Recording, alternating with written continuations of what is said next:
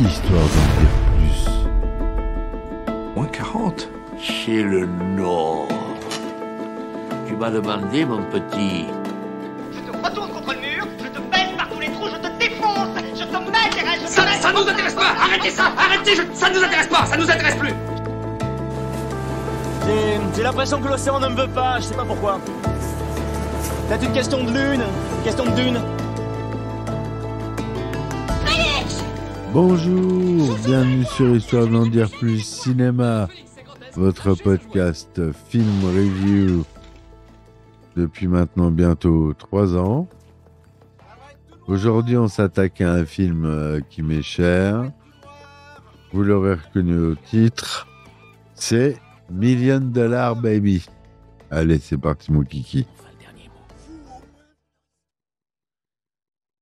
Alors, Million Dollar Baby, le chef-d'œuvre de Clint Eastwood, sorti en 2004, qui a non seulement redéfini le genre de film de boxe, mais a aussi livré l'une des réflexions les plus profondes sur l'amour, la perte et la dignité humaine dans le cinéma contemporain. L'histoire de la création de Million Dollar Baby est elle-même un récit de persévérance qui mérite d'être raconté. Tout commence avec FX Tool, de son vrai nom Jerry Boyd, un homme qui a consacré sa vie à la boxe, cutman de profession. Cutman, c'est ces hommes essentiels qui soignent les boxeurs entre les rounds. Boyd a passé plus de 40 ans dans le milieu de la boxe avant de se mettre à l'écriture. À 70 ans passés, il publie son premier recueil de nouvelles, Rob Burns Stories from the Corner, sous le pseudonyme FX Tool. Le manuscrit avait été refusé par de nombreux éditeurs avant d'être finalement publié en 2000. C'est un exemple parfait de ce que le film allait illustrer, la persévérance face à l'adversité.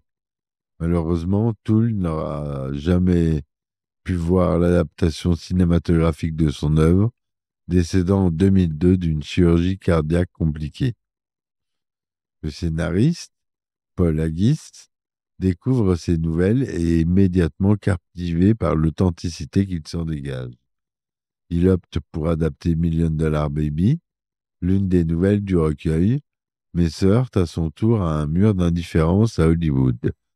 Les studios considèrent le projet comme trop risqué, un drame sur la boxe féminine, avec des thèmes difficiles et une fin non conventionnelle. Ça fait peur. Pendant 6 ans, le script fait le tour des studios sans trouver preneur. C'est là qu'intervient Clint Eastwood. À un moment où sa carrière n'avait pas besoin de prise de risque, il décide non seulement de réaliser de films, mais aussi d'en être le producteur principal et d'y investir ses propres fonds. Cette décision témoigne de sa conviction profonde dans la puissance de cette histoire. Le budget modeste de 30 millions de dollars permet à Eastwood de garder le contrôle créatif total sur le projet. L'histoire de Million Dollar Baby se déploie comme une tragédie grecque moderne. Maggie Fitzgerald, serveuse dans un diner miteux du Missouri, porte en elle un rêve qui semble impossible: devenir boxeuse professionnelle. À 31 ans, elle est considérée comme trop âgée pour débuter, mais sa détermination est inébranlable. Elle économise chaque dollar gagné pour s'entraîner dans un gymnase délabré de Los Angeles, le Heat Pit Gym. C'est là qu'elle rencontre Frankie Dunn, propriétaire de la salle et entraîneur réputé, un homme marqué par la vie qui a perdu le contact avec sa fille. Frankie refuse catégoriquement d'entraîner des femmes, mais la persistance de Maggie, conjuguée à l'intervention d'Eddie Scribe-Iron Duperis, ancien boxeur devenu gardien de gym du gymnase, finira par le faire céder. Le récit se construit autour de cette relation qui dépasse rapidement le cadre sportif. Frankie et Maggie, tous deux blessés par la vie et leurs familles respectives, trouvent l'un en l'autre une forme de rédemption. Leur relation père-fille de substitution devient le cœur émotionnel du film. Le scénario est remarquable dans sa construction. Il commence comme un film de boxe classique, avec ses moments d'apprentissage, ses victoires, ses défis, avant de prendre un tournant dramatique qui transforme l'œuvre en une profonde médiation sur l'amour, la dignité et les choix impossibles que la vie nous impose parfois. Alors la réalisation, c'est le style Eastwood à son apogée. La preuve, c'est que la mise en scène de Clint Eastwood est un modèle de sobriété et d'efficacité. Son approche minimaliste met en valeur l'essentiel, les personnages et leurs émotions. La caméra reste souvent fixe, privilégiant les plans moyens et les gros plans qui permettent de capturer les expressions des acteurs. Cette approche crée une intimité avec les personnages tout en maintenant une distance respectueuse. Le travail sur la lumière, en collaboration avec le directeur de la photo Tom Stern, est particulièrement remarquable. Les scènes dans le gymnase sont baignées d'une lumière naturelle qui filtre à travers les fenêtres sales, créant une atmosphère à la fois réaliste et presque spirituelle. Les combats de boxe sont filmés avec une précision clinique. La caméra se place suffisamment près pour ressentir l'impact des coups, tout en gardant une lisibilité parfaite de l'action. Eastwood utilise également le silence comme un outil narratif puissant. Les scènes importantes sont souvent dépourvues de musique, laissant les émotions des personnages s'exprimer sans artifice. Cette utilisation du silence crée une tension dramatique intense et permet aux moments musicaux d'avoir un impact encore plus fort lorsqu'ils surviennent. La structure narrative du film est également maîtrisée de bout en bout. Eastwood prend son temps pour établir les personnages et leurs relations, créant un rythme qui permet au spectateur de s'attacher profondément au protagoniste avant le tournant dramatique du troisième acte. Alors, parlons un peu des interprètes. Les performances des acteurs dans Million Dollar Baby atteignent des sommets d'intensité et de justesse. Hilary Swank, pour incarner Maggie Fitzgerald, s'est soumise à une transformation physique et mentale extraordinaire. Elle s'est entraînée 4 heures par jour pendant 6 mois, prenant plus de 9 kilos de muscles. Elle a appris les techniques de boxe auprès de Lucia Ritschker, une véritable championne, qui apparaît d'ailleurs dans le film comme l'une des adversaires de Maggie. Mais au-delà de la transformation physique, c'est la performance émotionnelle de Swank qui impressionne.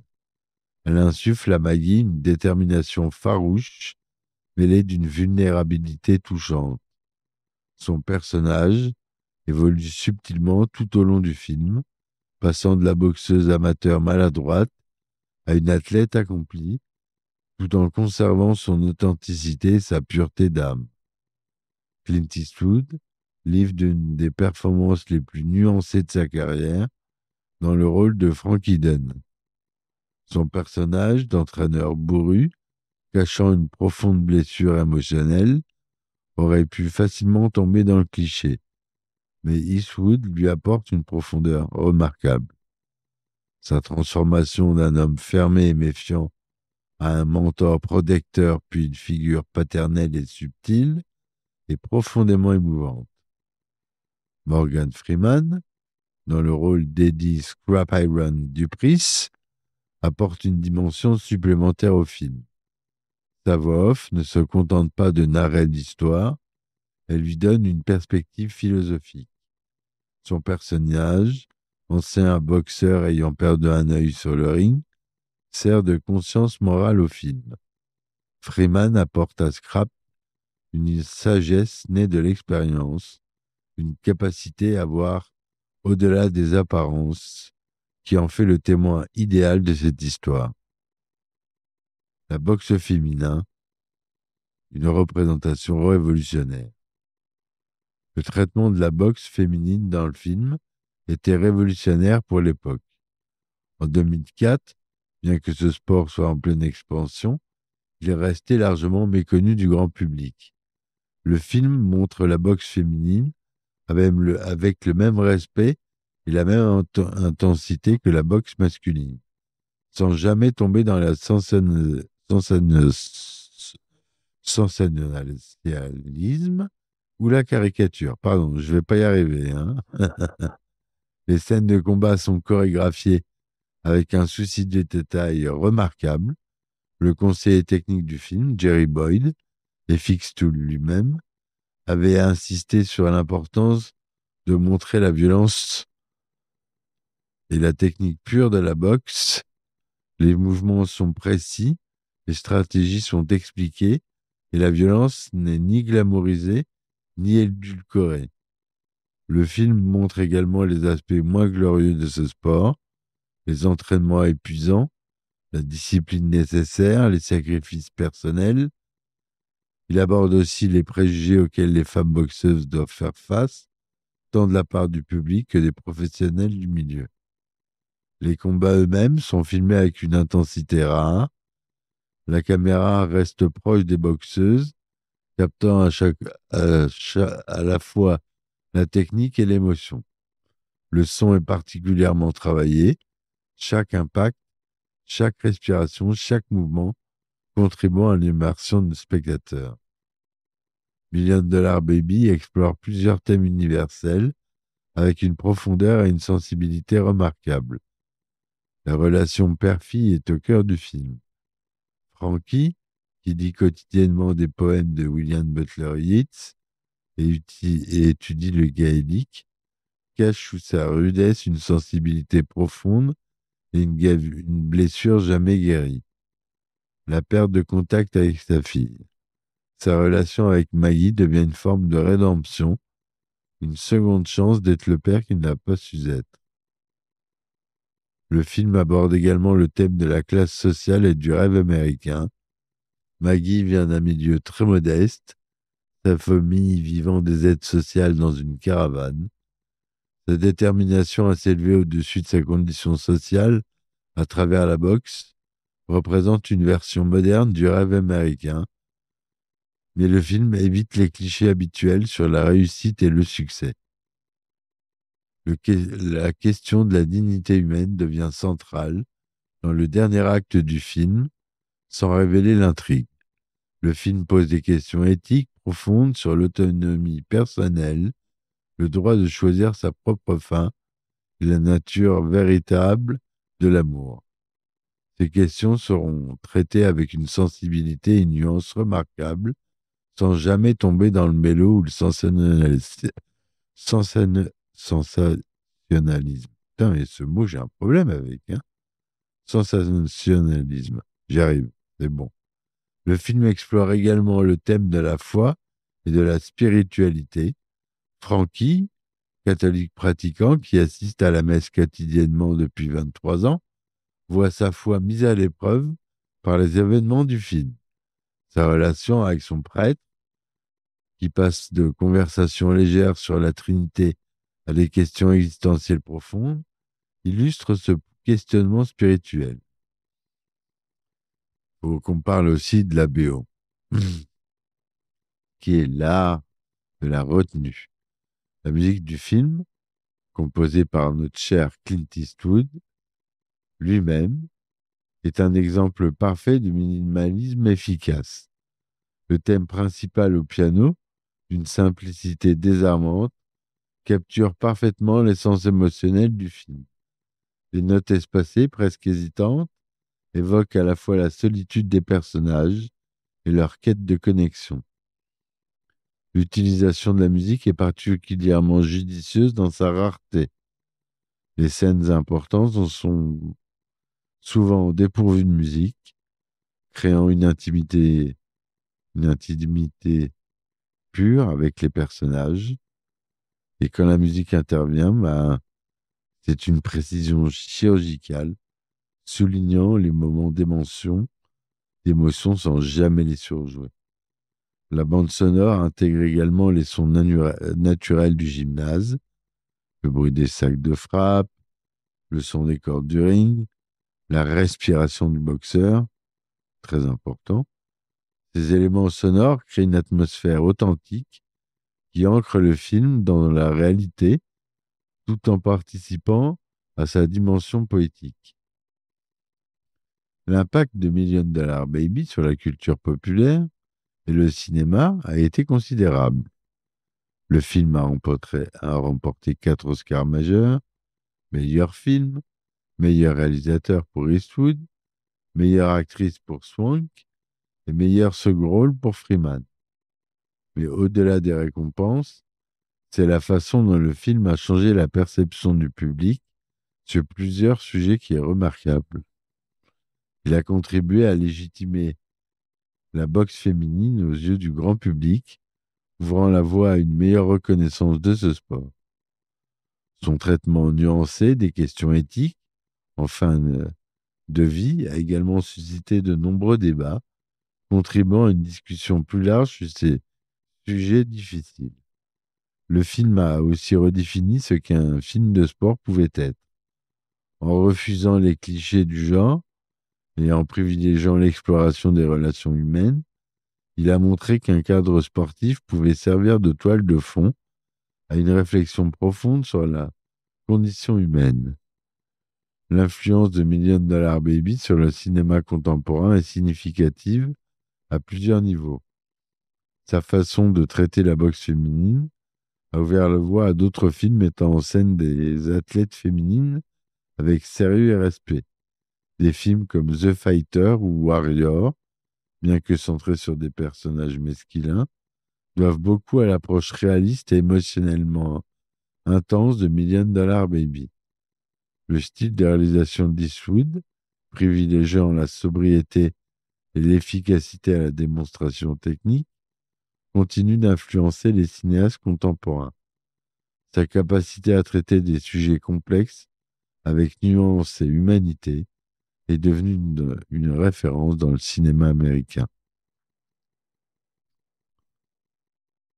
Plusieurs scènes du film sont devenues emblématiques. La première séance d'entraînement de Maggie, où elle frappe maladroitement dans le sac de frappe pendant des heures, établit immédiatement son caractère déterminé. La scène où Frankie lui offre un peignoir vert émeraude avec son surnom, Mo Kuchel, brodé en lettres d'or, est d'une émotion pure, marquant un tournant dans leur relation.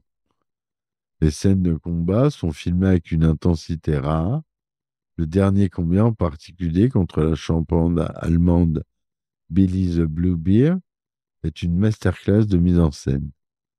La tension monte progressivement, la caméra alterne entre les visages tendus des protagonistes et l'action sur le ring, jusqu'au moment fatidique qui changera tout. Mais c'est peut-être dans les scènes d'hôpital du dernier acte que le film atteint des sommets émotionnels. La retenue avec laquelle Eastwood filme ces moments difficiles, privilégiant les silences et les regards au dialogue, crée une intimité bouleversante avec les personnages. Million Dollar Baby est bien plus qu'un film sur la boxe ou même sur une relation entre un entraîneur et son élève. C'est une œuvre qui explore les profondeurs de l'âme humaine, qui pose des questions fondamentales sur l'amour, la dignité et les choix qui définissent notre humanité.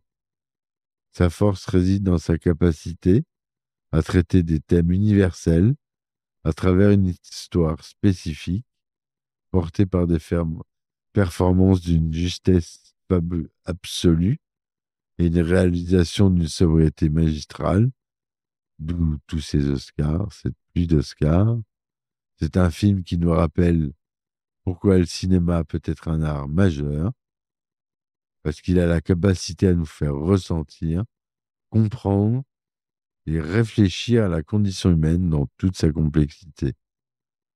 Clint Eastwood, en tant que réalisateur, acteur et compositeur, y atteint une forme de perfection dans son art, créant une œuvre qui résonne profondément avec notre humanité commune. C'est un film qui reste en nous longtemps après l'avoir vu, nous interrogeant sur nos propres choix, nos propres relations, notre propre conception de l'amour et de la dignité. Voilà mes amis, c'est tout ce que je voulais vous dire sur ce film. J'espère que ce podcast vous aura plu. N'oubliez pas de laisser 5 étoiles ou un pouce en l'air et de vous abonner. Comme ça, vous ne louperez aucun épisode. Et puis moi, ça me fait beaucoup avancer mon podcast dans les classements et ça m'aide beaucoup. Donc un petit plus, un petit pouce en l'air, un petit 5 étoiles, s'il vous plaît. Merci beaucoup. Je vous dis à très vite pour un nouvel épisode. Et ciao, ciao. Légumes, puisque même un artichaut a du cœur.